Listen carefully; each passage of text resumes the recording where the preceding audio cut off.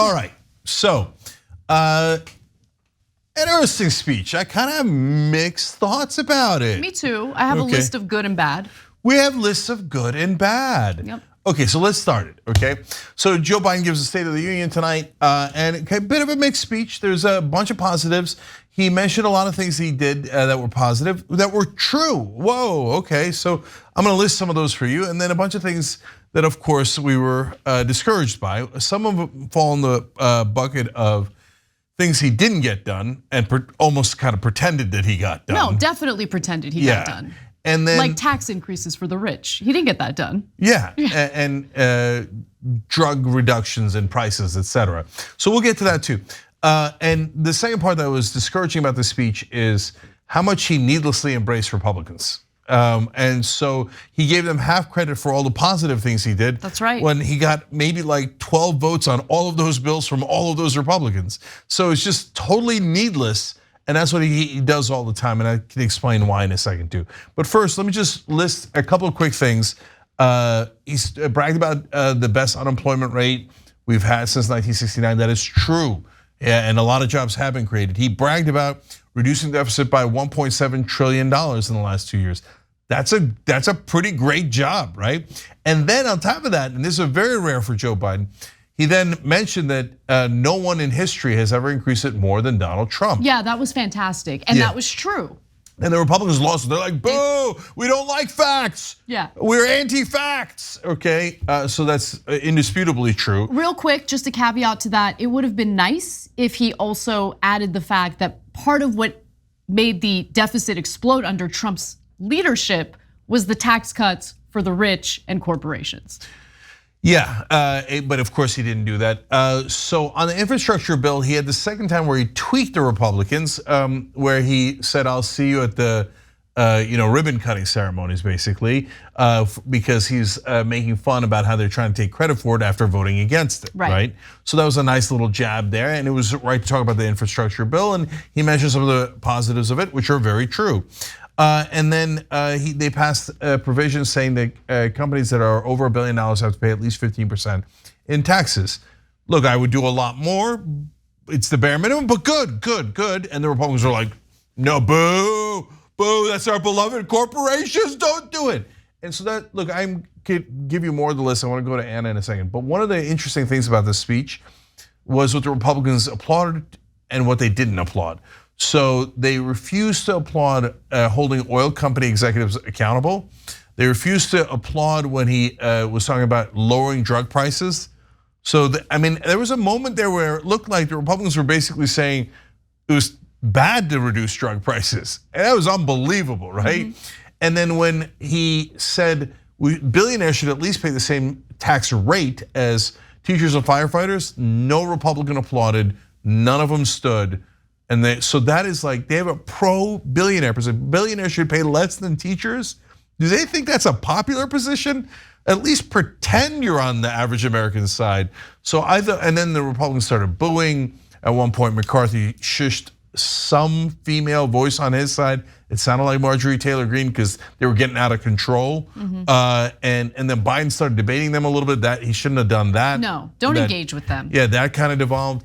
So I've got more, but Anna, what do you think? Yeah, so let me expand on the moment where the speech devolved, because he was addressing the hyenas in the audience, like Marjorie Greene, who lost it when Biden accurately called out the Republican Party wanting to cut or privatize Social Security and Medicare.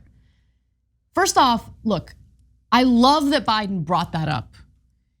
And he had such a great opportunity to hit it out of the park. There were a few fumbles within that moment that I wish didn't happen. Don't get distracted by them losing their minds. You're calling them out accurately. Don't try to lessen the blow to the Republican Party by pretending oh no, it's only half the Republican Party that wants to privatize Social Security or cut Medicare. No, it's all of them. All of them want to do it. They use different terminology, they use different framing, but at the end of the day, whether you're raising the retirement age or literally privatizing Social Security, it's the same thing. It's cutting Social Security because Republicans want to assist their donors in avoiding tax increases to keep Social Security well funded, right? So there's that. Don't pretend like there are any Republicans who are interested in protecting these social spending programs. They don't want to do that. So like my biggest issue with Biden in this speech was when he mentioned his clear wins, and they do exist, he needlessly decided to give some credit or some positive PR to the Republican Party, which has fought him every single step of the way. So to respond to one of our viewers, the comment from Liberal Dan is, did Anna Kasparian and Cenk Uygur not see how brilliant POTUS was in getting the GOP to say he was lying and then say, well, I guess that's a commitment to protect Social Security and Medicare? No, I don't think that it was a perfect moment because again, he did some positive PR for Republicans pretending that like some portion of them actually want to protect these programs. They don't. And you think that Biden's playing 3D chess. We'll see. Remember, he met with House Speaker Kevin McCarthy Wednesday of last week to negotiate for the whole debt ceiling issue. You don't need to negotiate. There's no need to negotiate. And by the way, after the meeting, Biden was glowing. Oh, it was such a great meeting. That's not a good sign. No, it was not a great meeting. Whatever Kevin McCarthy wants to cut in spending is irrelevant, okay? They're gonna vote to increase the debt limit or the debt ceiling because if they don't, the entire world economy collapses along with their stock portfolios. Call their bluff, don't negotiate with them, and don't do positive PR on their behalf. Go ahead, Cenk. Yeah, so guys, the things that they say here aren't necessarily gonna happen. I need you to know that, right? So if the Republicans go, oh, we're not gonna cut Social Security and Medicare, and Biden goes, oh, good, like they have a deal. They don't have a deal. And Biden cuts terrible deals with Republicans all the time. He should never even met with McCarthy. He should have said, I dare you, go ahead. Don't raise the debt ceiling, and that's all 100% on you. And that winds up embarrassing the Republicans. And if anything goes south now, they'll say, oh, Biden and us agreed. Or Biden and I, we are equally at fault. If you clearly say from day one, I'm not cutting Social Security and Medicare and these other important programs, you have to raise the debt ceiling, and that's non-negotiable, then you're strong. You put them in a tough spot. Instead, he's sitting there playing patty cakes with them. And guys, this speech is for marketing, okay? He's running for president and he's touting his accomplishments. As usual with Biden, he does it sometimes positive in a good way, and we're fair about that, and sometimes in a ham-handed way, and we're fair about that. So let me give you a couple of examples. So he keeps saying, let's finish the job. That's his campaign slogan. Let's finish the job, okay? But George Bush, when he was running for re-election, kept emphasizing, don't switch horses midstream, okay? So this is Biden's version of that. There was a good line about regulators, and he said, the watchdogs are back. Are they? Well, I mean, that would be great, but I like the line. I like the line, right? And great line that he kept emphasizing in the beginning about economic dignity. Absolutely. The one thing, like not only have they stripped us of healthcare, paid family leave, higher wages, et cetera, but they've also stripped us of our dignity. And I like that he framed it that way. Now, when it gets to the other stuff though, he said all these things as if they passed them, and as if the Democratic Party even agreed with them when a lot of them they didn't, right? So PRO Act has no chance of passing. Paid Family Leave Act, Paid Family Leave has over 80% popularity, and he can't even get all the Democrats lined up. They pretend, but then they wouldn't get rid of the filibuster in the Senate, and that's what cost us. And none of the Republicans are in favor of it. The child tax credit, bring it back. Come on, what are you bringing that up for? You know you're not gonna bring it back. You know the Republicans aren't gonna vote for it, and you know you're not gonna fight for it, right? So that part is just marketing. And then there was confusing parts when he was talking about not one person, foreign leader will replace Xi Jinping in China. Yeah. That didn't make any sense at all. He's like, name me one. I'm like, well, what are you getting excited for? I don't even know what you're talking about. Yeah. There was also a super awkward moment. I don't know if you caught it, but he was talking about Tyree Nichols, and he accidentally called Tyree Tyler. Oh, I didn't catch that. Yeah, there were a few moments like that. Whatever, it's Biden. He has gaffes like that all the time. So I'll just chalk it up to another one of his gaffes. But when it came to some of his touting of labor protections, so look, there's a difference between how he might appear during this speech. So if someone isn't really fully informed on what he did and didn't accomplish, maybe it all looks great, right? But for everyone else, they know it's a mixed record. So his National Labor Relations Board has been pretty good, especially when it comes to protecting some of these union organizers at places like Starbucks, per se, who were retaliated against by Starbucks as a result of them wanting to organize their workplace. So he definitely deserves credit for that. The NLRB under his leadership deserves credit for that, absolutely.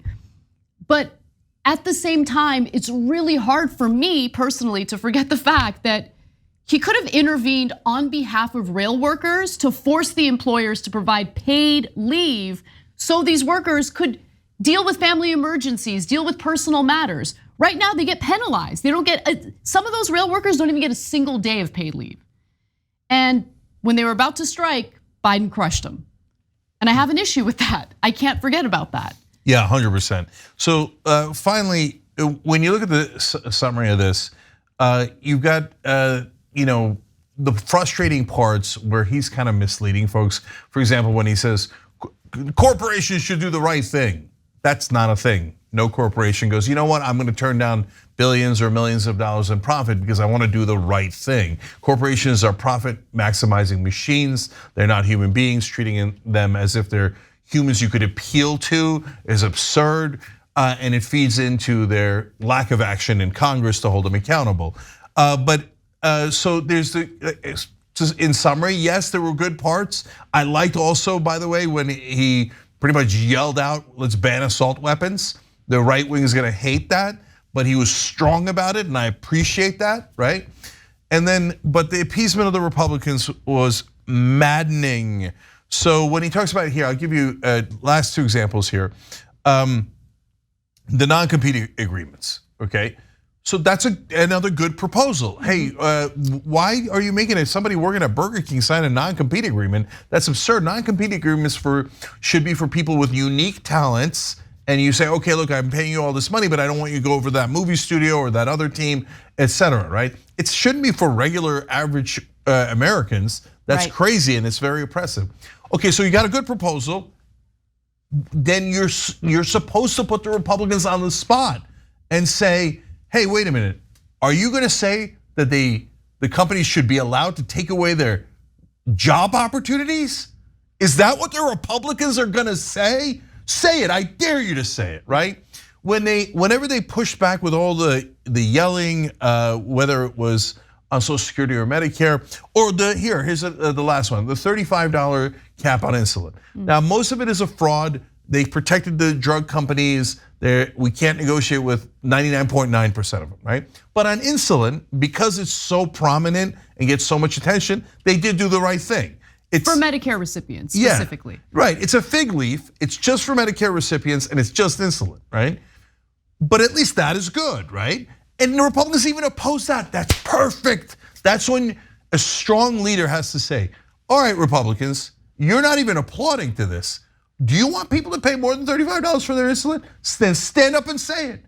Tell them what you really want. Yes. You're fighting me on it, aren't you? You fought us tooth and nail because you wanted that insulin company to be able to charge hundreds of dollars and bankrupt these senior citizens. Say it. Say it loud and say it proud, because I see you doing it and I see you voting that way.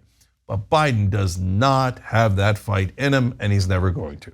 No, it's not his style. So he is not combative. And look, while the Social Security moment, in my opinion, was mixed, the part of it that bothered me was it looked like when Republicans started losing their minds after he called them out on wanting to privatize Social Security or cut Social Security, like he let them get in his head.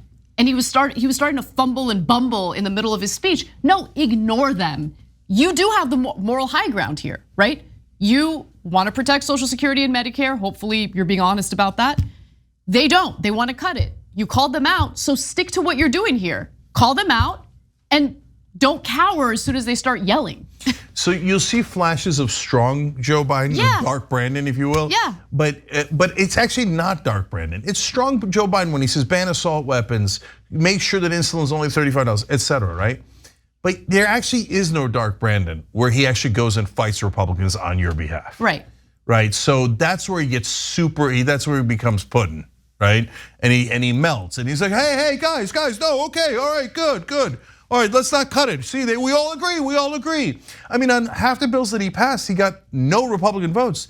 And he made it appear like that they all voted with him. That it was all bipartisan. Oh, bipartisan, my Republican friends, and I appreciate that a lot of it. Well, by the way, there's a reason why he did it, because he promised bipartisanship in his 2020 campaign. Right. So he's trying to take credit for bipartisanship, but that's beneficial to him, maybe, but it hurts the rest of the Democratic Party because it gives Republicans credit they don't deserve. It's actually a very selfish act.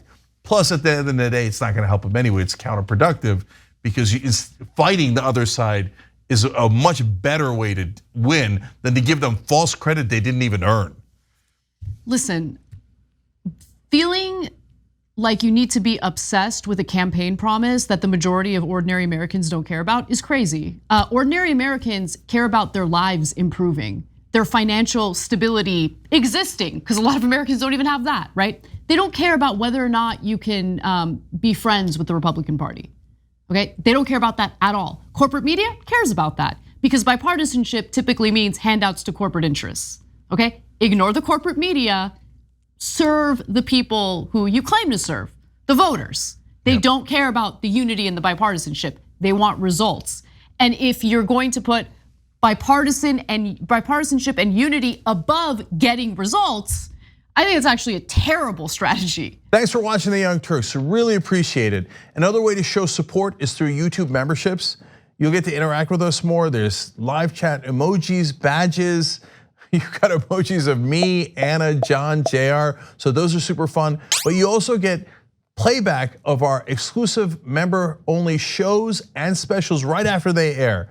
So all of that, all you gotta do is click that join button right underneath the video. Thank you.